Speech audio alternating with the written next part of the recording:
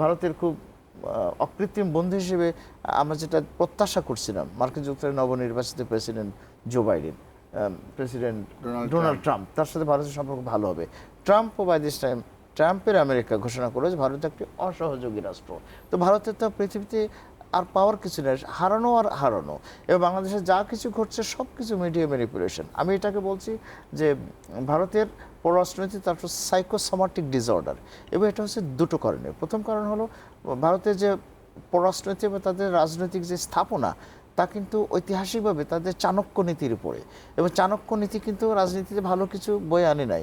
আমরা যে মেকিয়াভেলির কথা জানি, মেকিয়াভেলিয়ান যে পলিটিক্স, এবং তারই ভারতের সংস্করণ হলো চাণক্য নীতি, অর্থাৎ শোষণ, নির্যাতন, জুলুম এবং ধোঁকাবাজি, প্রতারণা, এর মাধ্যমে প্রতিপক্ষকে ঘায়েল করে নিজের স্বার্থ উদ্ধার করা। এটা হলো চাণক্যেরই, এবং তার ভিত্তিতে ভারতের ডোমেস্টিক পলিটিক্স। কিন্তু ফরেন পলিসিতে ভারত সেটা থাকতে পারে না। একটি সুপার পাওয়ার বা বৃহৎ শক্তি যদি টিকে থাকতে হয়, তাহলে তার যে অন্যতম প্রিকন্ডিশনস, তার একটা হলো তার রাজনৈতিক মূল্যবোধ এবং গ্লোবাল ক্রেডিবিলিটি। তো এখন গ্লোবাল ক্রেডিবিলিটি ভারতে কখনো পাবে না, কিন্তু রিজনাল ক্রেডিবিলিটিতে ভারত পাইতে পারতো, আঞ্চলিক রাষ্ট্রগুলোর কাছ থেকে ভারতের একটা সম্মান সেখানে পাইতে পারতো। কিন্তু ভারত সেখানেও তার সম্ভাবনাটুকু হারিয়ে ফেলেছে। কাজে ভারতের আমার মনে হয় না, আমি যেটা বলছিলাম সাইকোসোমাটিক ডিসঅর্ডার, এ কারণে ভারতের একটা অসুস্থ পররাষ্ট্রনীতি, বিশেষ করে ভারত বাংলাদেশ সম্পর্কের ক্ষেত্রে সাম্প্রতিক যেটা ঘটছে, এটা ভারতের সম্পূর্ণ অসুস্থ, এবং এটা দেখে আমরা কখনো প্রেডিকশন করতে পারবো না। আমরা যারা পররাষ্ট্রনীতিতে পড়াশোনা করি, আমি আন্তর্জাতিক সম্পর্কের গত 30 বছরের মনোযোগী ছাত্র, এবং আমি দেখেছি যে কোনো দেশে পররাষ্ট্রনীতি এত খামখেয়ালি হয় না।